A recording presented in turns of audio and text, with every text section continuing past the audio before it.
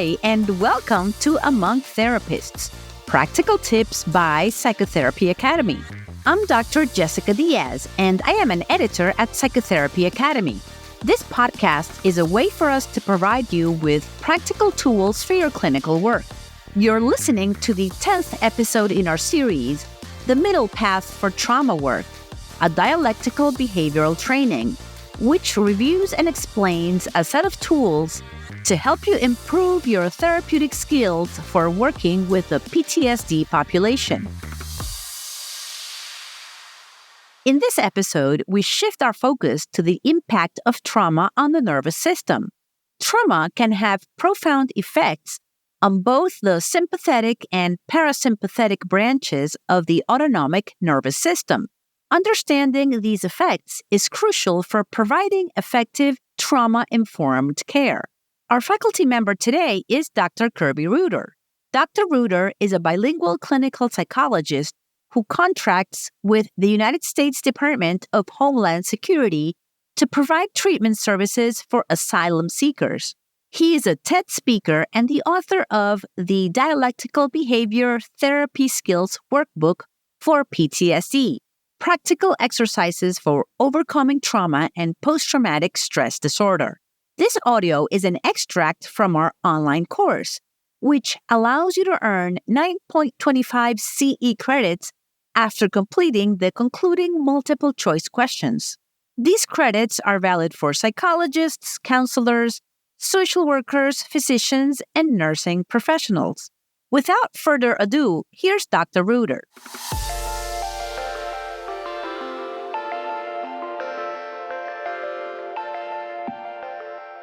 Welcome to the fourth video in this module. In this video, we will see how trauma affects the entire nervous system, both sympathetic and parasympathetic. Since the sympathetic nervous system is like an accelerator and the parasympathetic nervous system is like a brake, trauma survivors end up with a variety of responses that are either too much or too little, or both. So let's get started. Let's start off talking about the polyvagal theory. The polyvagal theory explains how trauma impacts both branches of the autonomic nervous system. The first branch is the sympathetic branch. That's the part of the nervous system that regulates physical and emotional acceleration. For example, when we experience increased fear or anger or heart rate, that's coming from the sympathetic branch. In the case of extreme danger or crisis, the sympathetic response will result in the classic fight or flight response. Now, the second branch of the nervous system is the parasympathetic branch. The parasympathetic branch is responsible for emotional and physical deceleration. And there are two sub-branches to the parasympathetic branch.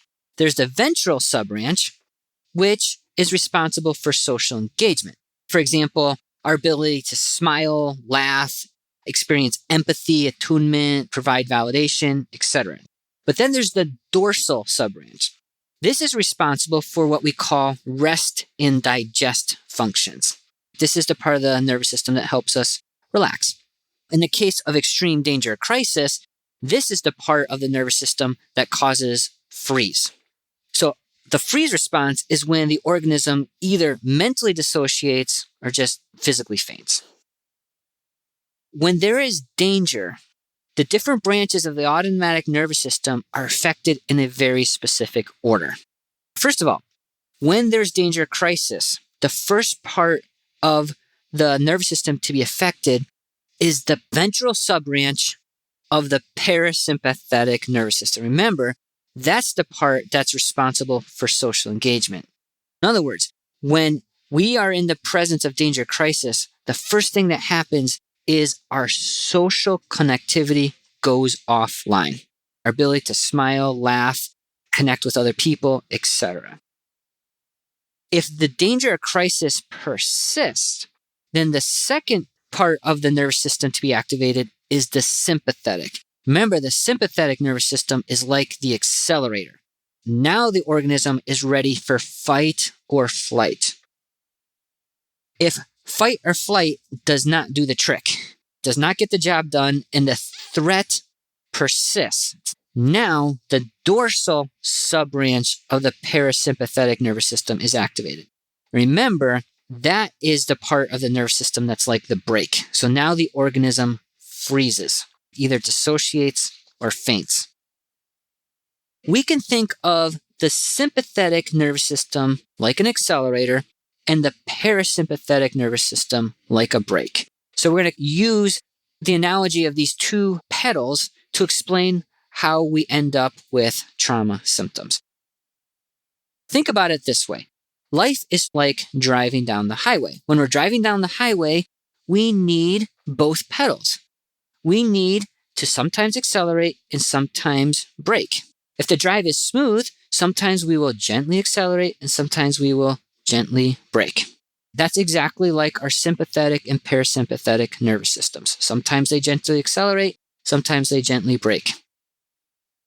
Now, what happens if we're driving down the highway and a truck suddenly swerves in front of you? If that happens, you might demonstrate all of the reactions presented in the polyvagal theory. For example, first of all, you might swear and flash various fingers. In other words, your social engagement system just went offline. You also might suddenly accelerate to avoid an accident or suddenly slam on the brakes to avoid an accident. But then once you avoid the accident, you will probably return to your baseline of just gently braking, gently accelerating as necessary. You just continue with your drive. But now what would happen if there are constant roadside dangers? Every which way there's a potential accident happening. What are you going to do? Well, you might decide to never let down your guard. You might constantly yell at other drivers. You might constantly accelerate or constantly brake, maybe even at the same time. In fact, this might become your new default driving style. Just yelling at people, braking, randomly accelerating. If that happens, now your driving style itself is inherently dangerous. Even if there's no roadside peril at this point, your driving style itself is dangerous. This driving metaphor describes what happens when we experience repeated trauma. So basically what happens is both the sympathetic and parasympathetic nervous systems are hijacked. The individual is constantly applying both the accelerator and the brake, and many times both at the same time. This leads to many responses which are either too much or too little, because the person constantly is putting on the accelerator or putting on the brake. The sympathetic nervous system is activated, and so is the parasympathetic. And this affects 5 domains in particular that we'll talk a lot about throughout this course: awareness, thoughts, feelings, reactions, and relationships. What happens in each of these 5 areas is the person ends up either having too much of a response or not enough. So for example, too much awareness or not enough awareness, too much thinking or not enough thinking, too many emotions all at once or not enough emotions, overreacting or underreacting, or even overrelating or underrelating. In other words, being too aggressive or too passive. So DBT is designed to teach a middle path between each of those 2 extremes that we see in each of those areas. So let's summarize with a few key points. First key point: trauma affects both branches of the nervous system, sympathetic and parasympathetic. The sympathetic nervous system can be thought of as an accelerator, whereas the parasympathetic nervous system can be thought of as a brake. Key point number 2. When we are faced with a danger or crisis, our sympathetic nervous system is supercharged, resulting in either fight or flight responses. This is analogous to slamming on the accelerator. However, when neither fight nor flight responses are possible, the parasympathetic nervous system becomes supercharged, resulting in freeze. This is analogous to slamming on the brakes. And our final key point: based on their life experiences, people who have experienced chronic trauma have both branches of the nervous system overactivated. They're constantly over-accelerating on one hand and over-braking on the other hand, and often executing both functions at the same time. That is precisely why people with trauma histories constantly have responses that are either too much or too little, resulting in extreme polarities, or what we call dialectical dilemmas. In other words, people are stuck at the extremes.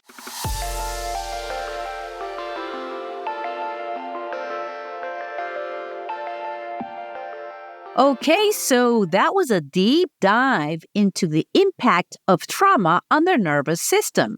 We explored how trauma affects both the sympathetic and parasympathetic branches, often leading to responses of either too much or too little.